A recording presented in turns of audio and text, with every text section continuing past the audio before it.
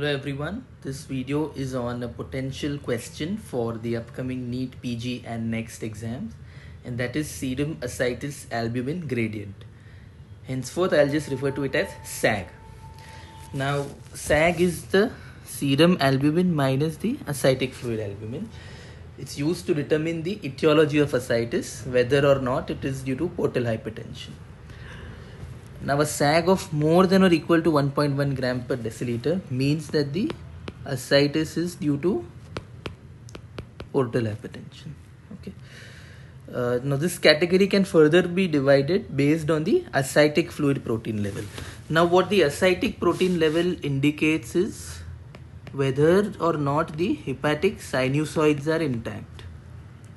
Now we need to understand that the endothelium of the hepatic sinusoids is a discontinuous endothelium. It's not like the normal capillary endothelium. So this endothelium will be leaky to proteins even in the normal state. So if you look at all these conditions, which is heart failure, constrictive pericarditis, early Budd-Chiari syndrome, IVC obstruction and sinusoidal obstruction syndrome. Here the sinusoids are not affected. So if the sinusoids are normal, then they will allow this passage of proteins into the ascitic fluid and hence a relatively higher level of ascitic protein. But if you look at these conditions, which is liver cirrhosis, late Budd-Chiari syndrome and liver metastasis, here the sinusoids are damaged. Okay, so there will be less of proteins leaking into the ascitic fluid and hence you get a lower level of ascitic protein. Now you may be confused between early and late Budd-Chiari syndrome as to which one belongs to which of these categories. So just remember that in the early phase of the disease, the sinusoids will be normal. Whereas in late Budd-Chiari syndrome, the sinusoids will be damaged. And like we discussed, damaged sinusoids means decreased leakage of proteins into the ascitic fluid. So a lesser ascitic protein level. So late Budd-Chiari syndrome will belong to this category of ascitic protein less than 2.5.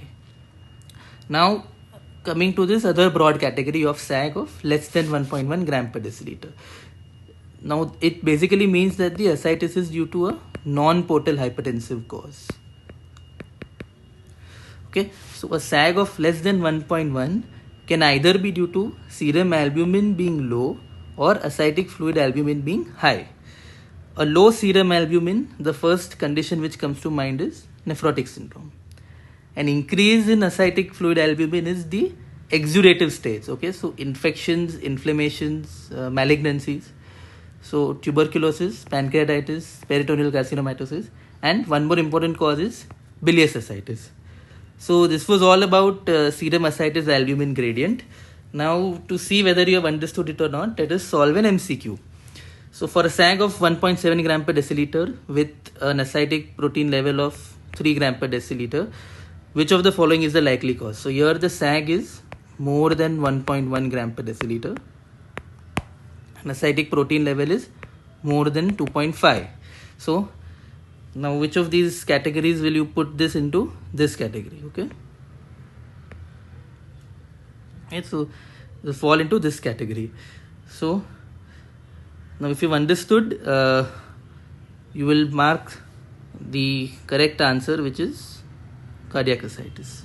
Okay, so more than 1.1 SAG and more than 2.5 ascitic protein level.